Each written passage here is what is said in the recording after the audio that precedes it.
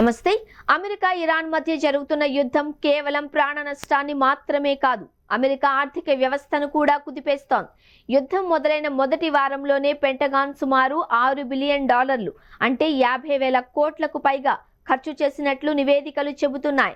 అంటే రోజుకు సగటున $891.4 మిలియన్ కరిగిపోతున్నాయి. ఈ ఖర్చంతో తెలుసా, మన దేశం ఏడాది పొడవునా అంతరిక్ష ప్రయోగాల కోసం ఖర్చు చేసే బడ్జెట్ కంటే అమెరికా యుద్ధం కోసం ఒక్క రోజులో ఖర్చు చేసే మొత్తమే ఎక్కువ. వాషింగ్టన్ కు చెందిన centre for strategic and international studies విశ్లేషణ ప్రకారం ఖర్చుల వివరాలు ఇలా ఉన్నాయి. మందుగుండు సామాగ్రి మొదటి వారంలో ఖర్చైన $6 బిలియన్ $4 బిలియన్ కేవలం క్షిపణులు, బాంబులకే సరిపోయింది. ముఖ్యంగా ఇరాన్ ప్రయోగించే క్షిపణులను అడ్డుకునే ఇంటర్సెప్టర్ల కోసం అమెరికా భారీగా ఖర్చు చేస్తోంది.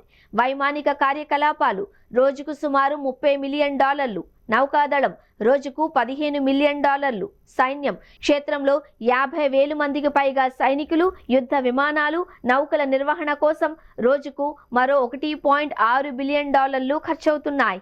ఈ యుద్ధం కనుక 2 నెలల పాటు కొనసాగితే ప్రత్యక్ష సైనిక ఖర్చు $95 బిలియన్ అంటే 8 లక్షల కోట్లకు చేరుకోవచ్చు అని పెన్సిల్వేనియా యూనివర్సిటీ నిపుణులు అంచనా వేస్తున్నారు. ఇరాన్ తన ఆపరేషన్ మ్యాడ్ మ్యాన్ వ్యూహంతో అమెరికాను, దాని మిత్ర దేశాలను ఆర్థికంగా దెబ్బతీయాలి అని చూస్తోంది.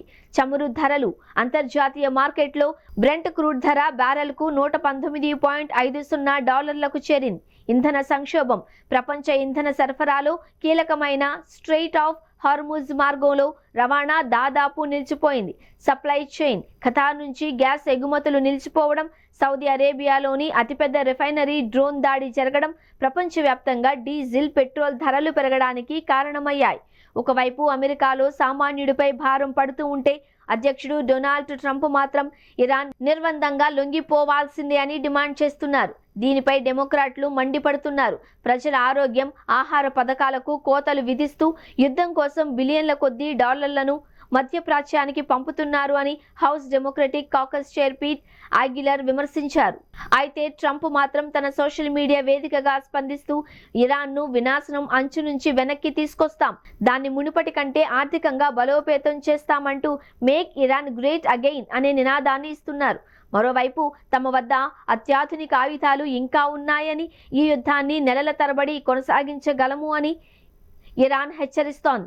ఈ పరిణామాలు చూస్తూ ఉంటే యుద్ధం ఎప్పుడు ముగుస్తుందో, అమెరికా ఖజానాకు ఇంకెంత గండి పడుతుందోనన్న ఆందోళన వ్యక్తమవుతోంది.